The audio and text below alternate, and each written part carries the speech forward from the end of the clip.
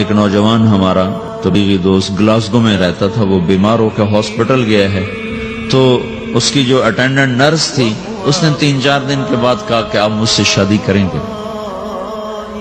اس نے کہا میں مسلمان ہوں، تم کرسچن ہو؟ کہا میں مسلمان ہو جاؤں، اگر آپ شادی کر دو تو میں مسلمان ہوں۔ اس نے کہا تم کس وجہ سے مجھے یہ پیشکش کر دو؟ وہ کہنے کہ میں 3 دن سے تمہیں دیکھ رہی ہوں تو کہ تم نے ایک دفعہ بھی نظر اٹھا کے مجھے نہیں دیکھا، میں نرس ہوں، میری زندگی یہاں گزری ہے، میں نے کوئی نوجوان ایسا نہیں دیکھا جو لڑکی کو دیکھ کے نظر جھکا لیتا ہو، میں پہلی دفعہ اپنی زندگی میں کسی کو دیکھ رہی ہوں کہ جب اس کے سامنے میں آتی ہوں تو اس کی نظر جھک جاتی ہے، تو مجھے یقین ہو گیا تیرے اندر سچائی ہے۔ وہ مسلمان ہو گئے، اس نے آگے کتنی بچیوں کو مسلمان کیا۔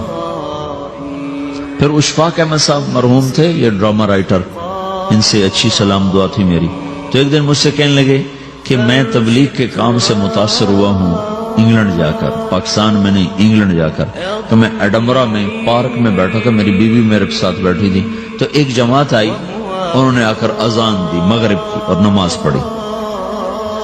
نماز کے بعد 13-14 لڑکیاں بھاگ کے آگے آئیں ان سے بات کرنے کے لیے، تو میں نے بیوی سے کہا آؤ سنو یہ کیا کہنے کہتے ہیں، تو کہا ہم دونوں بھی پہنچے، تو جس نے جماعت کرائی تھی نا اس کو ایک لڑکی آگے بڑھ کے کہتی آپ کو انگلش آتی؟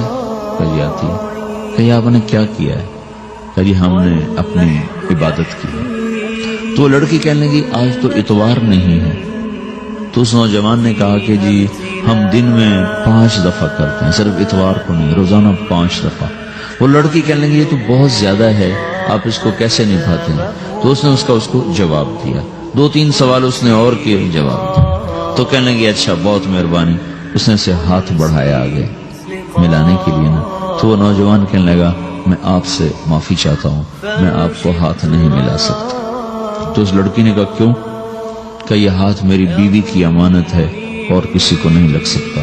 تو لڑکی کھڑی تھی، وہ زمین پہ گر گئی، صرف اس بہت وہ زمین پہ گر گئی، کھڑے کھڑے وہ زمین پہ گر گئی، اور وہ بچوں کی طرح رونے لگی پھوٹ پھوٹ کے، اور کہنے لگی وہ لڑکی کتنی خوش قسمت ہے جس کے تم خامد ہو، کاش یورپ کے مرد بھی ایسے ہی ہوتے۔